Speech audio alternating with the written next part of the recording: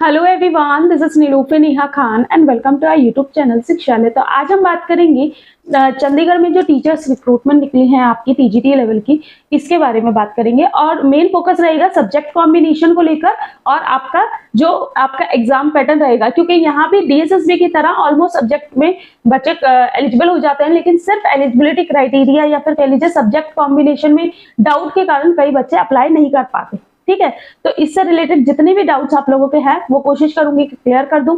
बाकी exam pattern, क्या qualification रहेगी, सारी चीजें मैं आपकी क्लियर करने की कोशिश करूंगी। देखिए, जो ये वैकेंसी है आपकी चंडीगढ़ में, यानी कि जॉब लोकेशन आपकी चंडीगढ़ ही रहेगी, ये याद रखिएगा। और चंडीगढ़ लोकेशन भी और आपका एग्जाम भी, देखिए ये चीज याद रखिए, स्टेट वैकेंसी जो होती है वो वहां पर ही जो बच्चे एग्जाम भी वही होगा और आपका जॉब भी वही रहेगी, ये चीज क्लियर कर लीजिए। लेकिन ऑल ओवर इंडिया से कोई भी अप्लाई कर सकता है अगर वो एलिजिबल होता है तो। अब बात करें आपकी पोस्ट के बारे में, तो पोस्ट किस किस सब्जेक्ट की है ये मैंने आप लोगों को पहले भी बता दिया है, लेकिन यहाँ पर भी मैं आप लोगों को क्लियर कर देती हूँ। जैसे कि फिजिकल एजुकेशन की पोस्ट है, इंग्लिश की, फाइन आर्ट्स की, हिंदी की, होम साइंस की, मैथमेटिक्स की, म्यूजिक की, Punjabi, Sanskrit, science medical, science non medical और टीजीटी एसएससी यानी कि सोशल स्टडी की जो ये वैकेंसी आपकी है। टोटल नंबर ऑफ वैकेंसी 303 है, जिसमें कि कई बच्चे एलिजिबल हो जाएंगे। ठीक है, तो आप लोगों से रिक्वेस्ट है, अगर आप एलिजिबल होते हो तो फॉर्म जरूर फिलअप करना, क्योंकि यहाँ पर डीएसएसबी में बच्चों का सब्जेक्ट कॉम्बिनेशन मिल जाता है। और दूसरा अगर मैं देख रही तो यहाँ पर मिल रहा है, क्योंकि यूपी में या फिर और भी जो स्टेट वैकेंसी है वहां पर सब्जेक्ट कॉम्बिनेशन नहीं मैच कर पाता। और एक चीज और कि जैसे केवीएस है, एनवीएस है, इनमें भी नहीं मैच कर पाता। तो इसलिए पहले ही बोल रही हूँ कि अगर आपका सब्जेक्ट है और आपका सब्जेक्ट कॉम्बिनेशन भी मैच कर रहा है तो उसमें आप लोगों को कोशिश करना कि आप लोग जरूर फॉर्म फिलअप करें। ठीक है, इसके बाद मैं आपको बता देती हूँ, जैसे कि फिजिकल एजुकेशन या इंग्लिश, फाइन आर्ट्स या हिंदी, होम साइंस, ठीक है, मैथमेटिक्स, म्यूजिक, पंजाबी, संस्कृत और संस्कृत। ठीक है, ये जो 9 सब्जेक्ट है, ठीक है, इन 9 सब्जेक्ट में आपके पास ग्रेजुएशन कंसर्न सब्जेक्ट में होनी चाहिए, यानी कि अगर आप टीजीटी हिंदी के लिए अप्लाई कर रहे हो तो आपके पास ग्रेजुएशन हिंदी से होनी चाहिए। ठीक है, और आपका बीएड भी हिंदी से होना चाहिए, ये चीज याद रखिएगा। इसके बाद अगर हम बात करें 3 सब्जेक्ट कॉम्बिनेशन को लेकर सबसे ज्यादा डाउट देखने को मिले मुझे, जैसे कि टीजीटी साइंस में मेडिकल और टीजीटी साइंस में नॉन मेडिकल। ठीक है, और टीजीटी एसएससी जो कि हमारा सब्जेक्ट है, कई बच्चे कंफ्यूज हैं इसको लेकर। और मैं स्पेशली जो टीजीटी एसएससी वाले बच्चे हैं उन लोगों से कहना चाहूंगी कि फॉर्म जरूर फिलअप करना, क्योंकि यहाँ पर अच्छी अपॉर्चुनिटी आपको मिल सकती है। ठीक है, नंबर ऑफ वैकेंसी आप उस वीडियो में देख लेना, आई बटन में उसका लिंक आपको मिल जाएगा।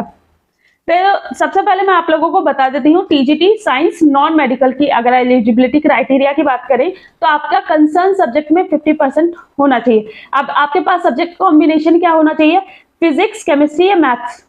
ठीक है, इनमें से कोई भी एक सब्जेक्ट से आपने ग्रेजुएशन में अगर पढ़ा है 50% मार्क्स के साथ, और बीएड आपकी साइंस या मैथ्स से होनी चाहिए। ठीक है, तो आप एलिजिबल हो जाते हो। इसके बाद बात करें टीजीटी मेडिकल की, 50% मार्क्स के टीजीटी साइंस मेडिकल की, तो यहाँ पर भी आपके पास जूलॉजी, ठीक है, बॉटनी और केमिस्ट्री में से एक सब्जेक्ट पढ़ा है तो भी आप एलिजिबल हो जाते हो टीजीटी साइंस टीचर बनने के लिए। ठीक है, बीएड में, और यहाँ पर बीएड आपके साइंस में होनी चाहिए। तो अब बात करें अगर टीजीटी सोशल साइंस की, यानी कि हमारे सब्जेक्ट की अगर बात करें तो इसमें जो सब्जेक्ट कॉम्बिनेशन आपका दे रखा है, देखिए एक चीज याद रखिए, हिस्ट्री, पॉलिटिकल साइंस, इकोनॉमिक्स और जियोग्राफी, ये तो मेन सब्जेक्ट रहते ही रहते हैं, है ना। ठीक है, यहाँ पर लेकिन सब्जेक्ट कॉम्बिनेशन आपका मिल गया है, जैसे कि इसके बाद सोशियोलॉजी, साइकोलॉजी और पब्लिक एडमिनिस्ट्रेशन। इन 7 सब्जेक्ट में से कोई भी 2 सब्जेक्ट अगर आपने अपनी ग्रेजुएशन में पढ़े हैं तो आप एलिजिबल हो जाते हो टीजीटी एसएससी के टीचर बनने के लिए यहाँ पर चंडीगढ़ में। ठीक है, डीओई डिपार्टमेंट के अंदर। अब बात करें आपके एग्जाम पैटर्न की, तो एग्जाम पैटर्न में एक चीज याद रखिएगा, डीएसएसबी का ऑलमोस्ट एग्जाम पैटर्न सेम रहता है यहाँ पर डीओई चंडीगढ़ का। ठीक है, तो यहाँ पर जो आपका एग्जाम पैटर्न रहेगा वो करने पड़ेंगे। नेगेटिव मार्किंग होती है यहाँ 0.25 की, प्लस आपके पास ये चीज याद रखिएगा पार्ट 1, और यहाँ भी आपका डीएसएसबी की तरह 2 पार्ट में पेपर होगा, पार्ट 1 और पार्ट 2। ठीक है, दोनों ही पार्ट में आपको इक्वली क्वालिफाई करना जरूरी है, यानी कि 40% आपको लाने जरूरी है अगर आप चाहते हो कि मेरिट लिस्ट में नाम आए। ठीक है, बाकी कोई इंटरव्यू नहीं है, किसी भी तरीके का कोई प्रेशर नहीं है। मैं आप लोगों से रिक्वेस्ट करूंगी जो भी डीएसएसबी की तैयारी कर रहे हैं वो बच्चे हर हाल में ये फॉर्म जरूर फिल करेंगे, क्योंकि दोनों ही आपके लिए ऑलमोस्ट सारी चीजें सेम है, चाहे वो सिलेबस से रिलेटेड कोई चीज हो या फिर एग्जाम पैटर्न, मतलब ऑलमोस्ट चीजें आपके लिए सेम सिमिलर हो जाएंगी। तो प्लीज आप लोगों से रिक्वेस्ट है कि थोड़ा सा टाइम निकाल के अपना ये भी अप्लाई करना, ठीक है। ये मत देखना कि वैकेंसी 24 है तो हम क्यों अप्लाई करें, ठीक है, अप्लाई कर देना।